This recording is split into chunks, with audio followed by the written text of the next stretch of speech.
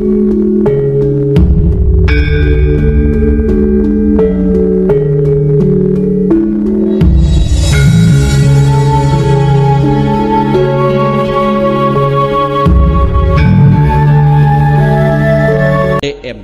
Deddy Mulyadi itu menggodok kebijakan yang cukup radikal. Saya katakan radikal di sini karena melampaui batas kewajaran, yang mewajibkan peserta bantuan sosial di provinsinya untuk menjadi bagian dari program KB keluarga berencana, terutama KB pria yang disebut vasektomi. Jadi ada wacana yang lagi digodok, kemarin disampaikan oleh Gubernur Jawa Barat, untuk masyarakat Jawa Barat yang nerima bansos, bantuan sosial, itu kalau laki-laki syaratnya salah satunya harus vasektomi, melakukan vasektomi. Apa itu vasektomi? Vasektomi ini salah satu cara KB laki-laki.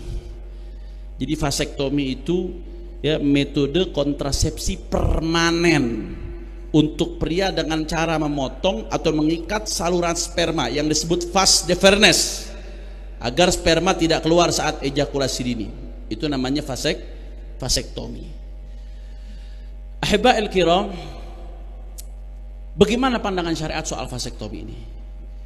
Ini vasektomi, pembahasannya tentang vasektomi KB laki-laki dengan memutus saluran sperma supaya tidak hamil ketika berhubungan dengan istrinya tidak hamil. Ini bukan masalah yang baru sekarang, itu sudah dibahas sama ulama. Di dunia internasional itu sudah dibahas. Kalau kita lihat ada fatwa-fatwa berbagai lembaga fatwa. Di antaranya ada Qoror Majelis Majma' al-Fiqh al-Islami, keputusan Forum Fikih Islam Dunia. Itu punya Qoror, salah satunya apa? Kesimpulannya, yahrum istisalul qudrati 'alal injab fir rajuli awil mar'ah. Haram hukumnya sterilisasi. Istisalul qudrat itu sterilisasi. Jadi kemampuan untuk betul-betul bisa reproduksi baik dari laki-laki atau perempuan dihilangkan secara total. Itu hukumnya haram. Wa huwa ma yu'raf bil iqam aw ta'qim. Enggak boleh hukumnya selama malam tad'u ila dzalika ad-daruratu bima'ayiriha syar'iyyah, kecuali kalau ada keadaan darurat. Misalkan perempuan kalau dia enggak disteril, dia kalau perempuan biasanya ada istilahnya tersendiri, dia penyebutannya bukan vasektomi. Kalau perempuan penyebutannya tubektomi. Kalau vasektomi buat laki-laki, tubektomi buat perempuan. Ada dokter fiqh mengatakan ini nih kalau nggak ditubektomi, ini kalau nggak disteril bahaya, ini bisa membahayakan nyawanya si perempuan. Itu namanya darurat syariah, itu boleh.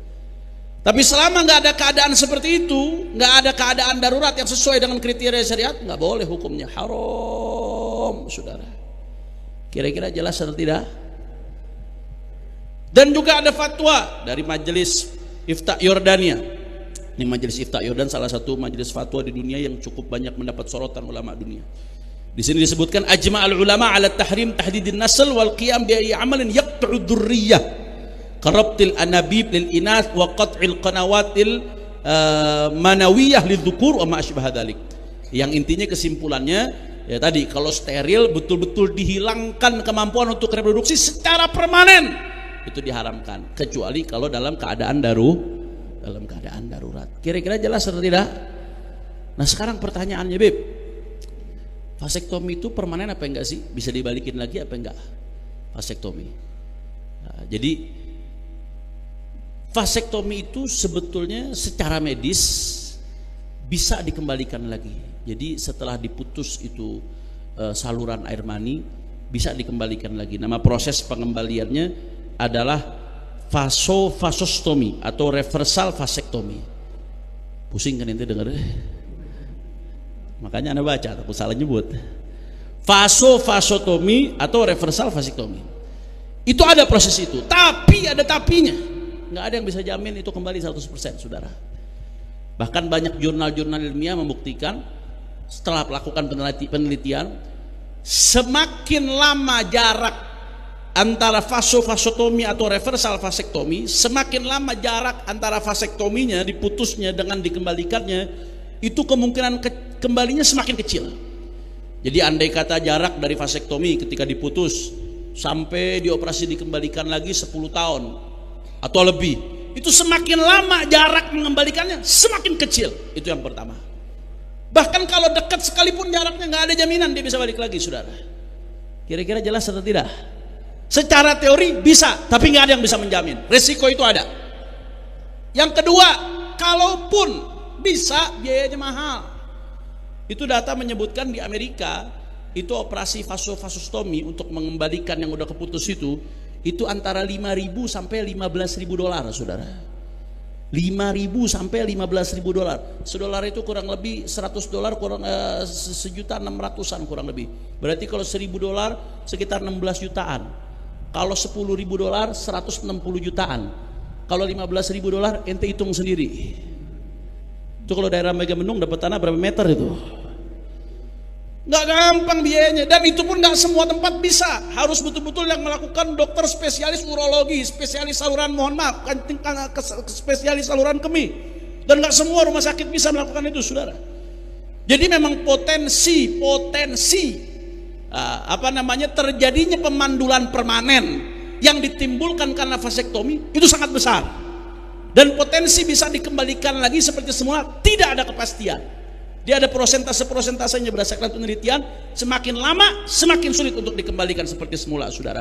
Makanya nggak heran ya, kalau di MUI Indonesia pun sudah mengeluarkan fatwa beberapa kali, nggak cuma sekali, saudara. Itu fatwa yang pertama yang dikeluarkan MUI tahun 1979. Jadi dari tahun 79 MUI sudah bahas ini masalah steril. Cuman bedanya steril kalau buat laki-laki disebutnya vasektomi. Kalau buat perempuan disebutnya tubektomi, steril. Dibikin udah secara permanen, nggak bisa hamil lagi, nggak bisa reproduksi. Di sini disebutkan ada fatwa dari tahun 1979 MUI. Fatwa ini berdasarkan makalah yang disusun oleh Kiai Haji Rahmatullah Siddiq. Ini pendiri Al-Falah, tempat saya belajar. Saya SD MTS di Yayasan Al-Falah. Al-Falah pendirinya almarhum Kiai Haji Rahmatullah Siddiq. Jadi ada Syekhu Masyayikhi Kiai Haji Rahmatullah Siddiq. Kemudian Kiai Haji Muhammad Syakir dan almarhum Kiai Haji Syafi'i Hazami, ada Syekhul Masyayikhnya orang Betawi. Yang kemudian makalah tersebut dijadikan pertimbangan untuk memutuskan fatwa oleh MUI. Keputusannya apa? Pemandulan dilarang oleh agama. Sedangkan vasektomi dan tubektomi adalah salah satu bentuk pemandulan. Dan di Indonesia belum dapat dibuktikan bahwa vasektomi dan tubektomi dapat dipasang kembali. Itu tahun 79 tuh. Fatwanya udah ada. Fatwa MUI tentang vasektomi, pemandulan. Di stop secara permanen reproduksinya supaya nggak punya anak lagi orang, tahun 79. Nggak sampai di situ, kemudian MUI melanjutkan lagi di tahun 2009. Di tahun 2009 ketika ada kumpul istimewa ulama Komisi Fatwa MUI se-Indonesia, saat itu ketua istimanya Kiai Haji Ma'ruf Amin. Saat itu tahun 2009 di Padang Panjang. Kesimpulannya apa lagi? Sama. Vasektomi sebagai alat kontrasepsi KB sekarang ini dilakukan dengan memotong saluran sperma. Hal itu berakibat terjadinya kemandulan tetap. Upaya rekanalisasi, penyambungan kembali tidak menjamin pulihnya tingkat kesuburan kembali yang bersangkutan. Oleh sebab itu, Ijtima Ulama Komisi Fatwa se-Indonesia memutuskan praktek vasektomi hukumnya haram. Itu fatwa MUI tahun 2009. Jelas atau tidak? Dan ternyata ini dibahas lagi sama MUI tahun 2012. Karena memang hal-hal yang berkaitan dengan sains ini biasanya hukumnya ada potensi berubah seiring dengan perkembangan sainsnya. Hukum kalau hukum masalah pemandulannya itu nggak ada perubahan. Karena di dalam hadis sahih Rasulullah SAW itu naha anil ikhtisar. Rasulullah itu melarang ikhtisar. Ikhtisar itu apa? Kebiri. Rasulullah itu melarang kebiri.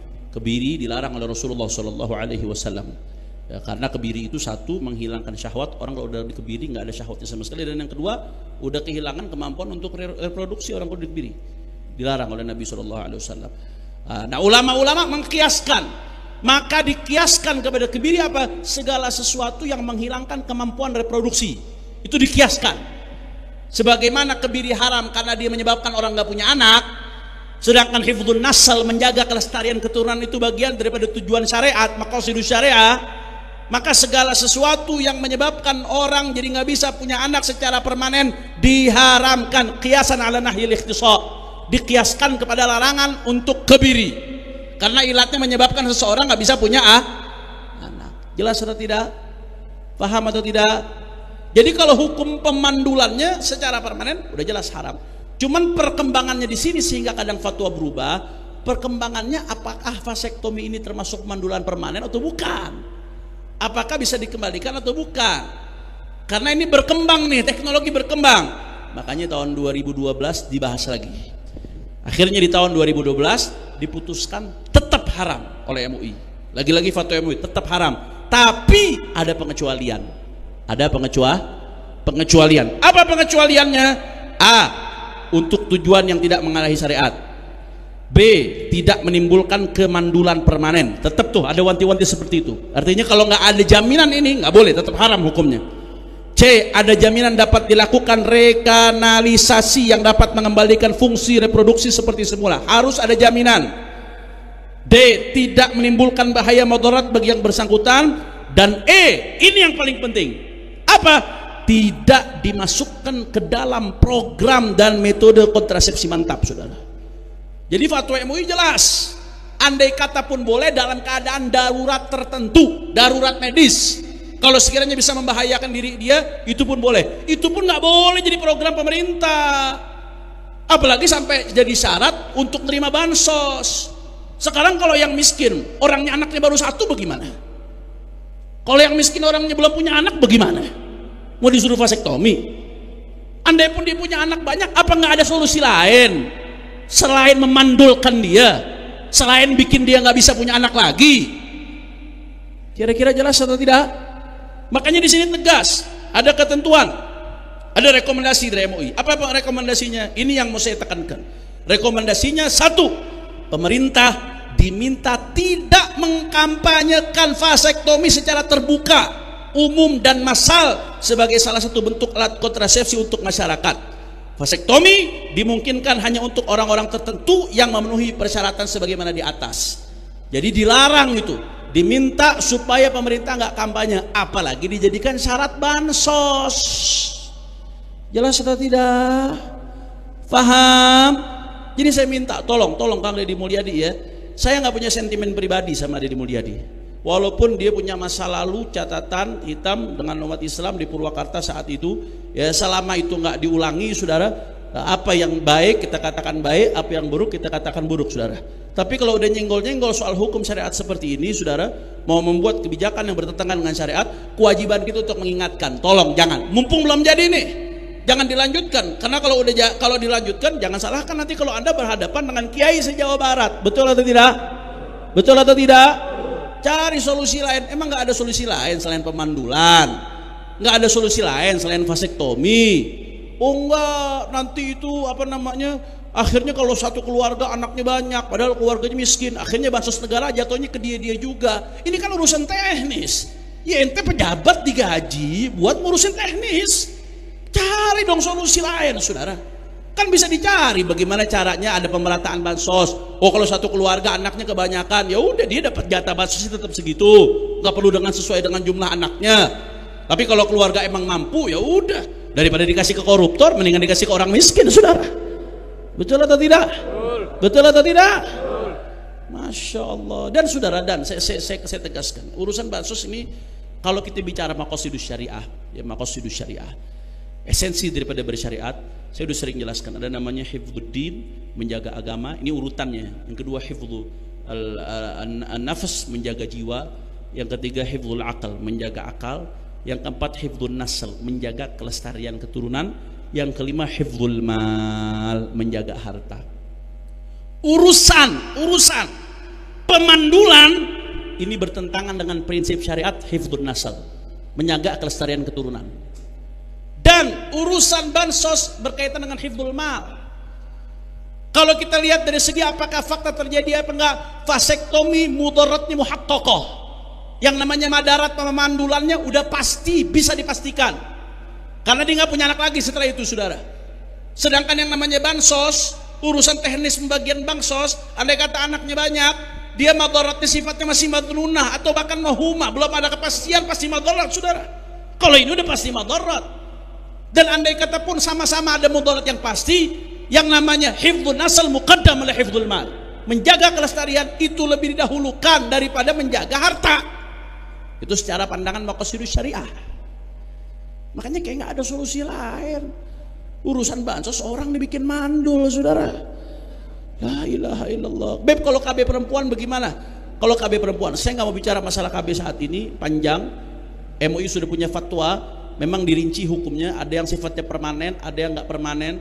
Ya, ada kalanya kalau kata Syekh Muhammad Said Ramadan Al-Buti, manakala dia dijadikan sebagai sebuah program pemerintah, tapi ada kalanya kalau dijadikan sebagai pilihan masing-masing keluarga, itu nanti hukumnya beda-beda. Saya nggak mau rinci urusan itu, silahkan Anda buka, udah banyak data tentang hukum KB.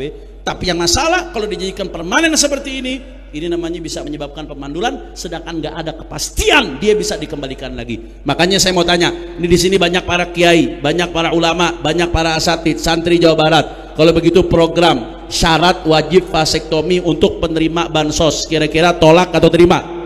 Tolak atau terima? Maka kita minta kepada Gubernur Deddy Mulyadi, tolong hargai rekomendasi MUI, hargai fatwa MUI, hargai suara para ulama, cari solusi lain, jangan bikin solusi yang bertentangan dengan syariat. Makanya saya mau tanya masyarakat umat Islam, siap jaga Jawa Barat? Siap jaga Jawa Barat? Siap jaga Jawa Barat? Takbir! Sallu ala Nabi. Nah, ini saja yang saya sampaikan. Mudah-mudahan yang sedikit ini bisa bermanfaat. Dan kepada para ulama dimanapun, ulama santri, tugasnya, kewajibannya sebagai raqabah ijtimaiyah, sebagai kontrol sosial, terus menegakkan amar ma'ruf nahi munkar. Urusan ikut politik atau enggak ikut politik, ikut kontestasi atau enggak ikut kontestasi, itu urusan kesekian, saudara. Tapi kalau amar ma'ruf nahi munkar wajibun syar'iyyun kifaiyun, adalah fardu kifayah. Kalau bukan ulama yang menjalankan, siapa lagi? Mudah-mudahan insyaallah negeri kita dijaga oleh Allah Subhanahu wa taala. Ini saja yang saya sampaikan, lebih kurangnya mohon maaf. Wassalamualaikum.